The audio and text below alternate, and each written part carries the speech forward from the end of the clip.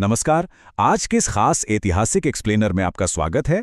आज हम एक ऐसे विषय पर बात करने वाले हैं जिसने आधुनिक दक्षिण एशिया का नक्शा हमेशा के लिए बदल कर रख दिया। 1947 का भारत विभाजन।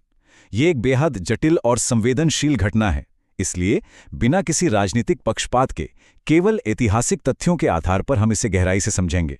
हमारा मकसद बस उन परिस्थितियों और फैसलों का निष्पक्ष रूप से अध्ययन करना है जिन्होंने इस विशाल उपमहाद्वीप को दो हिस्सों में बांट दिया। तो चलिए इस ऐतिहासिक सफर की शुरुआत करते हैं। करोड़ों लोग आजाद हुए, पर देश नहीं जानते थे। सोचिए जरा, 15 अगस्त 1947 को जब करोड़ों लोगों ने आज़ादी की पहली सुबह देखी, तो उनके सामने एक खौफनाक सच था। उन्हें ये तक नहीं पता था कि वो असल में किस देश के नागरिक हैं। आज़ादी के उस जश्न के बीच एक अजीब सा अनजाना डर और भ्रम था, जिसने पूरी आबादी को हिलाकर रख दिया था। जाहिर है, ये स्थिति रातों रात तो बनी नहीं थी।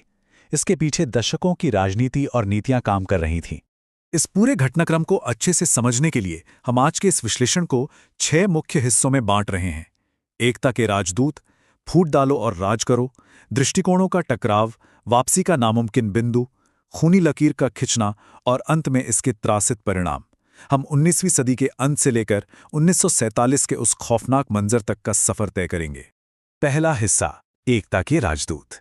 देखिए, विभाजन की इस पूरी कहानी को समझने के लिए मोहम्मद अली जिन्ना के शुरुआती जीवन को समझना बहुत जरूरी है। उनका जन्म 25 दिसंबर 1876 को कराची के खारादर इलाके में एक संपन्न खोजा व्यापारी परिवार में हुआ था। बचपन से ही काफी मेधावी थे और 1892 में वे वकालत की पढ़ाई करने सीधा लंदन चले गए। लंदन की आबोहवा ने उन्हें पूरी तरह बदल दिया। वे भारत लौटे तो एक ऐसे अंग्रेज भद्रपुरुष बनकर जिन्हें सूट बूट और कानून की मोटी मोटी किताबों में गहरा यकीन था। जब वे 1896 में भारत वापस लौटे तो एक बेहद सफल और स्वाभिमानी वकील के रूप में उभरे। अब यहाँ एक दिलचस्प बात सुनिए। शुरुआती दौर में जिन्ना कट्टर धर्मनिरपेक्ष यानी बिल्कुल सेक्युलर थे। वो भारतीय राष्ट्रीय कांग्रेस के सक्रिय सदस्य थे और उनकी देशभक्ति पर किसी को कोई शक नहीं था। यहाँ तक कि सरोजनी नायडू ने तो उन्हें हिंदू मुस्लिम एकता का राजदूत तक कह दिया था। यकीन मानिए, उस समय के जिन्ना और 1947 के जिन्ना में जमीन आसमान का फर्क था।